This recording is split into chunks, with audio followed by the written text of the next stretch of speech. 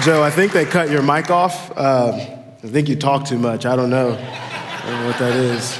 It said Joe sing and then sit down. No, I'm playing.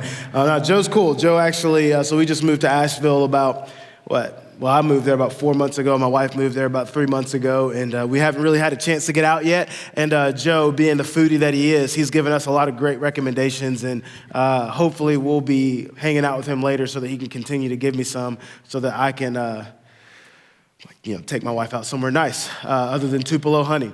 Well, look, my name is Shaq, and I'm actually a student pastor in Asheville, North Carolina. End of this year will be the end of 5 years in ministry for me. So I'm young, I'm 28 years old. I have no idea what I'm doing, but the awesome thing about my job is I just do what I'm told. I have the easiest job in the world. And then once I got married, they talk about this thing like men leading their wives, it's great. But if you look at, Ephesians 5:22, it says submitting to one another. So in marriage, I just do what I'm told there too. Easiest job in the world. My wife might say something completely different, but man, I had a great opportunity to come here and speak at the Hope Adoption Conference, Hope 2021. Man, they're doing some amazing work. If you have, I know that many of you probably know Carl and his family and are very familiar with that ministry. But if you're not familiar with it, beautyamidsttheashes.com. Go to that website, check it out, see how you can get involved. So I was actually a foster kid growing up. For about the first 10 years of my life, 11 years of my life, I was a foster kid.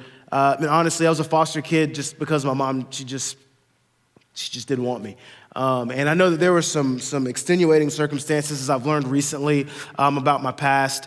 My mom had some mental health issues and things like that going on, but it's still really hard for me to deal with the reality that I had a mom that just left. She just left. And I honestly, I don't know what to do with that.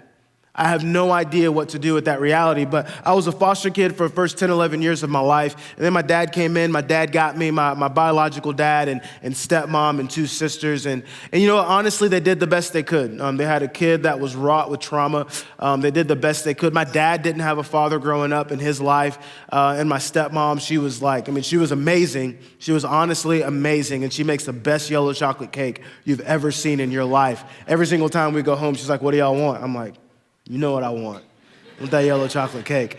But she was absolutely amazing. But I was a kid. When I was taken out of the last foster home I was in, which was a very good foster home, lived with them for about 4 years. They were even willing to adopt my brother, which was really cool. I think they would have adopted me if it wasn't for my dad showing up. But they were a great home. They were a Christian home. They were in the church. They're like some of you probably are, where you're at the church every single time the doors are unlocked. Or you have a key and you're the one unlocking the doors. That's who they were. They were amazing. And so when I got out of their house the very first night, I cried the entire night. And I remember waking up that next morning. My voice is hoarse. They didn't know what to do with me. They eventually just left me in the room. They just let me cry. But I woke up and I felt like I had this cage surrounding me. I felt like I was surrounded by a cage. And really what that cage was me dealing with trauma one more time, being ripped away from a family that I loved, and essentially saying, I'm not gonna allow anybody else in. And that's what I did. And when I was 13 years old, I'm trying to cover up all these feelings that I feel or just looking for some kind of a feeling that wasn't what I felt. And I lived the party life. I lived it very hard. For one summer, over the course of 2-3 months, I lived that life and I would brag about some of the things that I would do, and people just didn't care. Nobody cared as much as I thought that they should care, or as much as I cared when I would hear them tell those stories. And so I realized at the end of that summer, this is empty. This is empty. This isn't enough. And so then I started chasing after sports. But the thing about me in sports is I was terrible. So I was the same height that I am now. So today, as you see me, I'm about 230 pounds probably. I'm gonna go with 225 because that's what I weighed in at before we left the house. We've eaten a lot of food. So we're gonna say 225. Let's just say Shaq said 225. But I weigh 225 now and I'm 6 even. I was the same height coming into my freshman year in high school, but I weighed 126 pounds. Yeah, it was rough. And so I was terrible at football, but I love football. I was terrible at track, but I loved it. I remember one day after practice in the huddle, there's about 60 guys on our team, and we were 10-0, so our football team was a big deal. Like to us, nobody else cared. We were junior varsity. It wasn't really that big of a deal, but it was like a big deal to me. And I had a loud mouth, and so one day I spout off at our coach in the middle of that huddle, 60 guys surrounding me, and the coach gives me 10 reasons I would never start in football. He told me 10 reasons, and I left the field that day hurting, like I was hurting. But I promised myself that day that I was gonna prove him wrong, and I worked hard. I was at the gym twice a day, every day. Saturday mornings, I woke up at 5:45, and I was at the gym by 6:15. A gym that I had to walk to, by the way, but I walked to the gym, and I was there every single Saturday morning. I worked out, like my last foster parents were, if the doors were open, they were there. If the gym was open, I was at the gym. Well, that very next year, I ended up starting for that coach. And then the year after that, he moved up to varsity when I moved up to varsity, and I started. And the day that it was announced that I was starting at the Z receiver, oh my goodness, I thought that it was the most amazing thing ever. And so the coach, he's going through each position. And when he gets to mine, he says, Shaq. And the thing is, he already told me that I was starting. And so I'm sitting here and I'm thinking to myself, this is awesome. This is so awesome. And you wanna know what my coach did? He moved on to the next position. Nobody cared. And I came to the end of myself and I just said, this is empty. And for the first time in my life, I started experiencing suicidal thoughts. For the first time in my life, and I didn't even know what this was back then. Honestly, I didn't know what this was until I was 25, which was like 3 years ago. But for the first time in my life, I started experiencing anxiety. I started dealing with depression. And I'm 28 years old now. I've been a pastor for almost 5 years, and I got to tell y'all, those things still exist. I still deal with suicidal thoughts. 2 or 3 times a year, it gets really bad. I still deal with anxiety. It's like an ongoing thing. Depression, not as much, but it still comes and it goes. And so today we're gonna be in Matthew chapter 14. We're gonna be in Matthew chapter 14, and we're gonna talk about what it means to walk through storms. The title of this morning's message is Through the Storm. And for those of you, if you're new here, if this is your first time, there are Bibles under the seats in front of you. Page 796 is where we're gonna be at today. Just look for Matthew chapter 14. We're gonna be in verses 22 through 33. But we're gonna walk through this story, and we're gonna talk about what it looks like to walk through storms. And really what we're gonna talk about this morning, is God. We're gonna talk about God in the midst of storms. Like, what do we see God doing, or what do we need to know about God in the midst of storms? You know, this is one of my favorite stories in all the Bible. And it's one of my favorites because I feel like my life is this constant just rotation of me walking in, or like being in the midst of, walking into or coming out of storms. I just feel like I'm always like somewhere, either if I'm not in it, I feel like I'm close to it, or I just got out of it. So with this story, the question that we want to ask is not like just how do we walk through storms. We don't want to just ask that question, but we also want to ask, what's the point? And so the Bible's a book about God, and so we're going to talk about God primarily here. But then at the end of today's message, I'm gonna give you guys 5 things. I'm gonna tell you guys 5 things, and hopefully we have time. I'm gonna try not to have to run through those super quickly, but I'm gonna tell you guys 5 things, just 5 direct points of application that we need as we walk through storms. And so the main idea today is this: God uses storms to open our eyes to who He is. God uses storms to open our eyes to who He is. He does that. And honestly, that's the point.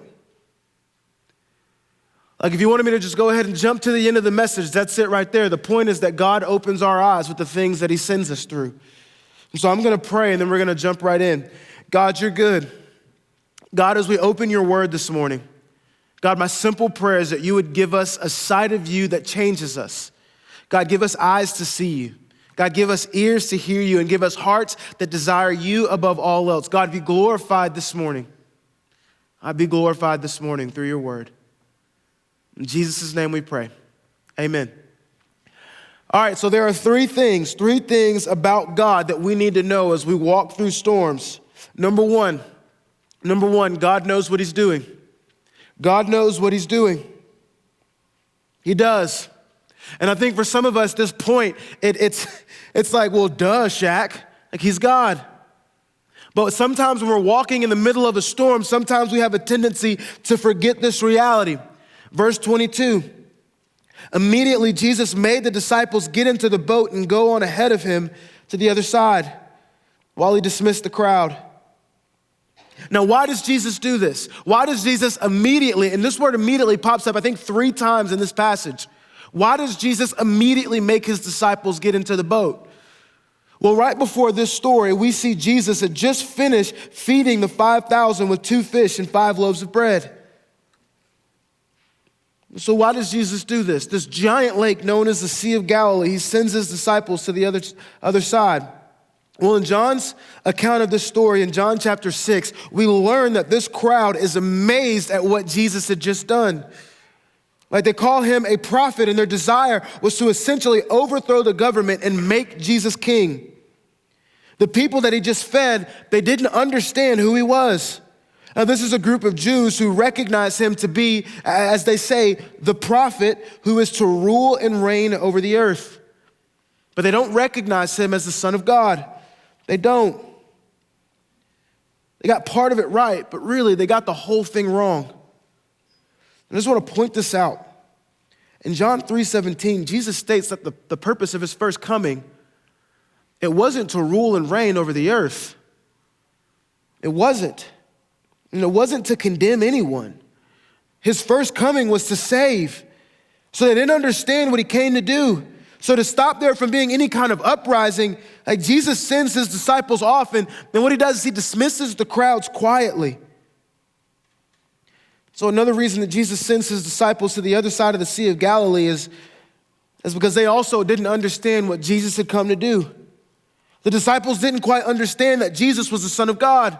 And so what Jesus was wanting to do was to show them that. There are a lot of things that make up the character of God. There are 2 things. They all have to be true of God. At one time, they all have to be true. There are two things that just have to be true of God. Number 1, God is omnipotent. That means that he's all-powerful. Number 2, God is omniscient. That means that he is all-knowing. So as Jesus, who is God, is sending his disciples to the other side of the Sea of Galilee, not only does he know what's about to happen, but Jesus is ultimately in control of the entire situation. Verses 23 and 24, after he had dismissed them, he went up on a mountainside by himself to pray. Later that night, he was up there alone, and the boat was already a considerable distance from the land, buffeted by the waves because the wind was against it. Now, we're not told exactly what Jesus is praying for in this passage, but we can assume a couple of things. 1, Jesus is probably praying on that mountain as he's always done. This was a pattern in Jesus' life. He's just communing with his Father. The second thing that we can probably assume is that Jesus is praying for this crowd that he just fed because they didn't understand who he was. They didn't see him rightly. And he's probably also praying for his disciples. He's probably praying for his disciples as he sends them into the storm. It's a crazy storm, so he's praying for them. But by the time that Jesus was finally alone and could pray, the disciples were in a crazy storm rowing against the wind. That's what verse 24 is telling us. The word buffeted comes from the Greek word that means to torture or to torment. Every single inch that the disciples gained rowing in the storm, they gained with great pain and great difficulty. I mean, the Sea of Galilee at its widest point is only about 8 miles long. It's only about 8 miles long. With 12 men in the boat, and some of them being expert fishermen, they should have made it to the other side of the Sea of Galilee with no problem. But because of this storm, their progress was painful. They didn't really understand what Jesus' plan was, but they were being obedient to Jesus' words. They were being obedient to his voice and his command. And Jesus, the Son of God, he knew exactly what he was doing. Point number 2, God's presence is real. God's presence is real. It's real. Verse 25 says, shortly before dawn, Jesus went out to them, walking on the lake. Now, shortly before dawn would have been between the hours of 3 and 6 o'clock in the morning. So it would have been the third watch of the night. And the crazy thing about Jesus coming to them walking on the water at this ungodly hour is that Jesus wasn't walking far off in the distance. He wasn't. In Mark's account of the story, Mark says, in his account, he says that Jesus meant to pass by them. Like Jesus literally walked right by the boat. Verse 26, when the disciples saw him walking on the lake, they were terrified. It's a ghost, they said, and they cried out in fear. Now you gotta understand, they've been rowing on this giant lake, the Sea of Galilee, between 6 and 12 hours. It's sometime between 3 and 6 o'clock in the morning. And then Jesus, I was gonna say this, Jesus was kind of weird. He walks right by the boat. He just walks right by him. Like if you're in this boat and you've been rowing for between 6 and 12 hours and then somebody, you see somebody, you might even recognize, oh, that's like Jesus. Like he's walking on the water and you look around and everybody else in the boat sees it too. And this is something that goes outside of your normal human experience. What are you thinking? It's a ghost. And so what do? They do what anybody else in this room would have done. And they cried out in fear. They cried out in fear. As they were crying out in fear, Jesus' response to them is one of assurance and comfort. It's one of assurance and comfort. Verse 27, but Jesus immediately said to them, he says, take courage. It is I. Don't be afraid. The words that Jesus speaks to them are a bold declaration of his deity. When he says, it is I, the Greek words he's using are the words ego eimi. Now, to understand what Jesus is saying, we got to go back to the Old Testament. Do you guys remember that story of Moses at the burning bush? When Moses is at the burning bush, after God commissions him, of course, after he's like, a little disobedient, God's like, go. And he's like, no, because he's got to stutter, right? So like after he does that, after that happens, what does he ask? He says, what am I supposed to say that your name is? And this is what God says in Exodus 3:14. God says to Moses, I am who I am. Like, what am I supposed to tell them your name is? God's like, I am who I am. I'm sorry, but if I was there, I'd have been like, okay, that's awesome. This is what he says. This is what you're to say to the Israelites. I am has sent me to you. Like God doesn't say like, tell them the king of the universe sent me. God doesn't even say, tell them the God of the universe sent me. No, he says, I am who I am. When God says, I am who I am, he's communicating that he just is. He isn't reliant on anything else for his existence. God is the reason that all things exist. God is over all creation. Like God is over everything and there is no one like him. So when Jesus says, it is I, ego eimi, he's actually saying the Greek equivalent of what God said to Moses. Like Jesus is saying to the disciples, be calm. You have no reason to be afraid. Why? Because I am beginningless. I am endless. I am utterly independent. I am what the universe depends on. I am bigger than anything in the universe. I am constant. I am the absolute standard of truth, goodness, and beauty. I am free of all constraints. I am bigger than this storm because I am God. Don't be afraid. That's what God is shouting. And I want you guys to notice that these points don't begin with Jesus. They begin with God. And the reason they begin with God is because that's who Jesus is.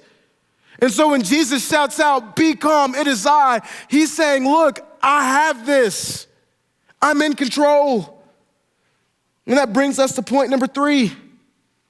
Church, God is who he says he is. God is who he says he is. Peter replied to Jesus in verse 28. He said, Lord, if it is you, tell me to come to you on the water. And so Peter recognizes that Jesus is talking to him. Like it's Jesus. So essentially what he says to Jesus is, look, if you really are God, if you really are who you say you are, give me the power to walk on the water too. Now, this is not me telling y'all, go out to a lake today. First of all, it's too cold. This is not me telling y'all to go out to a lake today and say, God, give me the power to walk on the water. That's probably not gonna happen. Why? Remember, the point of the story is for God to show us who he is. That's the point of these storms. We have this story in scripture. I don't think you're walking on water unless it's ice. So I wanna make that very clear. But he says, if you really are God, give me the power to walk to you on the water too. And this request makes sense to me because of what we see in Matthew chapter 10, verse 1, where Jesus basically gives the disciples the power to heal the sick and to cast out demons. And Jesus' response is so simple. Verse 29, Jesus says one word. Jesus says, come. And then Peter got down out of the boat and he walked on the water and he came towards Jesus. Now here's a really important question you got to ask when you're looking at this passage. Why in the world did Jesus come to them walking on the water? Now you got to remember, I'm a student pastor. In my mind, in this story, it would have been awesome if Jesus would have shown up. You guys seen Endgame? You guys know when Thor shows up with his hammer and he's just like going crazy. It's not Endgame, it's the one before that, whichever the one is before that. He comes in with his hammer, all this lightning, it's just crazy, like, and everybody's like, oh, snap, like Thor's here, right? Like if I was Jesus, which I'm clearly not, but if I was Jesus, that's how I would have showed up. And I'm like, oh, guys, I'm God, I'm here. That's not what he does. Why does Jesus choose to display his power by walking on the sea? Do you remember from a second ago when we were looking at verse 24, what the word buffeted means from the Greek? It's the word torment. It's torture. You see, Jesus sent his disciples into the storm and it's torturing them, it's tormenting them. And then he walks right by the boat. What Jesus is showing his disciples in this moment is that the one who sent them into the storm has power over the storm. Like the very thing that was tormenting them only did so in submission to the will of Jesus. It only did so in submission to the will of Jesus. And so verse 30, but when we're talking about Peter, when he saw the wind, he was afraid and beginning to sink, he cried out, Lord, save me. And so while he's walking on the water with his eyes focused on Jesus, right? Jesus is big and the storm is small. But the moment he takes his eyes off of Jesus and he looks at the storm, well, Jesus becomes small and the storm becomes big. And immediately he drops and he sinks. And so he cries out. He cries out, Lord, save me. In verse 31, immediately Jesus reached out his hand and he caught him. You of little faith, he said, why did you doubt? Why did Peter sink? Why did he sink? Like, did he lose faith in Jesus? Honestly, I don't think that's it. I don't think Peter lost faith in Jesus because who did he call out to when he began to sink? Like, was it that? Was it because he didn't have enough faith in Jesus and his ability to help him walk on water? Like, I don't think it can be that either. Right? Because Jesus says, you of little faith. Like that is a declaration that Peter's faith was weak. His faith didn't get weak, it already was weak. It was weak when he recognized Jesus, and it's weak when Jesus picked him up out of the water. I think the answer to the question, why did Peter sink? I think it has to do with his doubt. I think it has to do with his doubt. You see, Peter's faith was never really strong in this story. However, the object of his faith was strong. Like Peter asking Jesus to give him the ability to walk on the water was a declaration that he could do so only if Jesus gave him the ability to do it.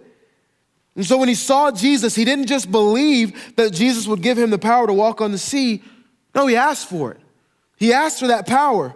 He didn't see what Jesus was doing and then attempt to summon the power to walk on the sea from within himself. He waited until Jesus told him to get out of the boat. And this was free, it's not in my notes. I just want to throw something out there. A lot of us, we treat the Christian life as if it's something we can just see somebody else do, and then we just summon the power within ourselves to do that. Like I see Jesus. Jesus was perfect. Jesus was awesome. I'm just going to try to live my life like Jesus. No, listen to me. Following Jesus means that you have to go to Jesus and you have to say, look, I am a sinner. I'm a sinner. And I have no chance within myself, but I believe that because you died on the cross for my sin, I believe that you can save me. But I don't have the power to do that within myself. Listen to me. This story is not about the amount of faith within Peter. This story is about the object of Peter's faith. It's about Jesus, the Son of God. Here's an illustration. Japan is 5,626 miles from the coast of San Diego. That's 9,054,169 meters. Now I want you to imagine that for whatever reason, you needed to get from the coast of San Diego to the coast of Japan. Like you had to make a trip for whatever reason. Let's say you have three options on how you're gonna get there. You can either fly, which makes the most sense. You can get on a boat, or you can swim. Now let's imagine that you're terrified of flying and you have navophobia, which is the fear of boats. So you decide that the only way possible for you to make it from the coast of San Diego to the coast of Japan is if you swim. You believe in yourself. Oh, you believe in yourself. And you have your pump up music full of Justin Bieber and Taylor Swift and Tim Keller because you're also holy. Right? You tap into your inner Nemo because we all have a clownfish in us somewhere. And then you jump in and you swim. You just start going. What's gonna happen to you? Well, eventually you're gonna die. That's it. Like that's the end of that story. Why? Why would you die if you do that? Because your body was not made to get you from the coast of San Diego to the coast of Japan. Listen to me. You can think as much as you want. You can believe as much as you want. But if you place your faith in your body to get you from the coast of San Diego to the coast of Japan, you're gonna die. If, however, you jump in a boat or you hop on a plane, I don't care how scared you are. Your knees might be shaking. You might be sweating through everything that you're wearing. You're probably gonna make it to Japan. Why? Because the object you're placing your faith in was made to get you there. It was made to get you there. Jesus' desire for Peter and the rest of the disciples in the story is for them to see him for who he truly is. Jesus is God. Jesus' desire was to strengthen their faith by exposing where they were still weak. Essentially what Jesus does with the storm is he squeezes them like a jelly donut. Y'all, I hate jelly donuts. I think they're disgusting. If you eat jelly donuts, you probably also eat Taco Bell. You're gross. Jelly donuts are nasty. Stop doing that, okay? We're in agreement, okay, good. But when you squeeze a donut, right, like you know what's in it because whatever is in it comes out of it. So it was with Peter and the disciples in the story. So it was with them. Like Peter had enough faith to believe that Jesus could give him the power to walk on the water, but he doubted that Jesus could sustain him. And that doubt didn't show itself until Peter was squeezed. When he saw the strength of the wind and the waves, he doubted, but he immediately called upon Jesus, the object of his faith, who reached down, picked him up, and then he walked him back to the boat. Mind you, the storm is still going on. It's still raging around them. But Jesus reaches down, he picks him up, and they walk back to the boat. Verses 32 and 33, when they got into the boat, the wind ceased. Then those in the boat worshiped him, and they said, "Truly, you are the Son of God." One of the other gospel accounts of this story says that they got back in the boat and they were on the shore. Like they made it to their destination. The storm was no more, and they were already there. Right? Like Jesus had the power to do something that they could not do. And that's the whole point of the story. The purpose of the storm was for the disciples to see and declare the lordship of Jesus. And y'all, this is significant because until this point in the Gospels, they had not recognized Jesus to be Lord, but now they all do. And if you continue reading in the Gospels, you'll notice that their understanding, it's never perfect. It's never perfect. The disciples were dumb. Peter especially was dumb. But what they placed their faith in, the object of their faith was perfect. Church, there are three things that will always be true of you and me as we walk this earth in a broken state. We will always either be walking into, walking in, or walking out of a storm. You see, contrary to popular belief, storms don't just come. They don't just come as a result of disobedience. Like God uses suffering and trials to help us see him for who he truly is. And the beautiful thing about suffering and trials is that in the midst of the storm, God is opening your eyes to who he is. He's helping you see what you wouldn't have seen otherwise. Look, here are a few things that you need to remember when going through storms. This is a weird and awkward plug, but I'm just gonna go for it. I wrote it in my notes. Look, I have a website, shaqhardy.com. If you go to the blog page on my website, there's a blog. It's called Through the Storm. There are 9 things on that website. I'm gonna give you guys 5 of them right here. Number one, Jesus will allow you to go through storms. He will. And all these are on the screen for you. But Jesus will allow you to go through storms. And the purpose of those storms is not to punish you. Listen to me. Jesus' first coming, John 3:17, it is not to condemn. In his second coming, he will. But Jesus' first coming is not to condemn, but to save. Which means that any trial that you go through is meant to get you closer to salvation. And understand, when I'm talking about salvation, now if you've never surrendered your life to Jesus, I'm talking about you having your life set in him. I'm talking about you saying yes to Jesus and you having your eternity set. But for those of you that have surrendered your lives to Jesus, listen to me. When I'm talking about salvation, I'm talking about it the same way that Paul talks about it in the New Testament. When Paul talks about salvation, he's talking about salvation for believers. He's talking about the day when Jesus comes back and he restores all things, when he makes all things new, when he wipes every single tear from your eyes. And so Jesus will allow you to go through storms. And those storms are meant to help you see him for who he truly is. Number 2, Jesus is praying for you. The Bible tells us that Jesus is seated at the right hand of God. It's not just that Jesus is seated at the right hand of God. It's that Jesus is in a place of prominence. And so his prayers matter. Right? In the book of Romans tells us the Holy Spirit speaks on our behalf. When we don't have words, the Holy Spirit speaks on our behalf with words or with groanings too deep for words. That's what the Holy Spirit does. And so Jesus is praying for you. Number 3, your focus has to stay on Jesus. You cannot take your eyes off of Jesus. You will, but the moment you do, you better do like Peter because you're gonna sink. I want you to remember, there's a crazy storm going on. Now I'd imagine that Jesus was gonna grab Peter's hand no matter what. But right now where you are, if you do not call out to Jesus, you will sink and you will drown. You need Jesus. Number 4, don't allow your storms to cause you to doubt God's goodness or lose faith in his power. The moment you do that is the moment you start chasing after broken solutions. You start chasing after broken things to fix your brokenness. All the while, Jesus is standing there saying, come, come. Number 5, our storms have the potential to open our eyes to who Jesus is. And that's the point. That's the point. Now, for those of you that have placed your faith in Jesus and maybe you're walking in disobedience or you're living in sin, whatever that may look like, I'm gonna tell you, God might send a storm your way just to get you turned back to him. One of the things that we pray when we're going through stuff is, God, don't remove this from me until you've done all the work that you wanna do, until you've conformed me into the image of your Son. For we know that all things work together for the good of those who love God. What's the good? The good is in Romans 8:29. We don't guess. Like the Bible, there's a lot of stuff in the Bible, a whole lot of stuff. Romans 8:28 is not meant for you to guess and make up whatever you want to make up. Romans 8:29 tells us the point. The point is that you be conformed into the image of God. That's the point. The point of what you're going through or may go through in life, it's not punishment, but it's correction to get you walking in the right direction.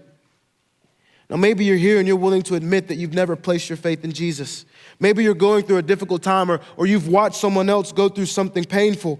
Either you or someone that you love is being tormented by fatherlessness, broken families, divorce, financial hardships, issues at work, relationship problems, sickness or disease. Whatever it might be, your storms and your trials, they scream that this world is not the way it's supposed to be. And the cry of our broken world is that there has to be something better. There has to be something greater. And so what God desires for you in the life that you live is for you to see him as God. Listen, church, the greatest storm that you could have ever had to walk through was paying the penalty of your sin. Sin stands between you and Jesus. Since before the creation of the world, Jesus knew that you wouldn't be able to pay the penalty of your sin by yourself. Jesus knows that you don't have the ability to get in the boat, so Jesus looked at you and he said, stay on the shore.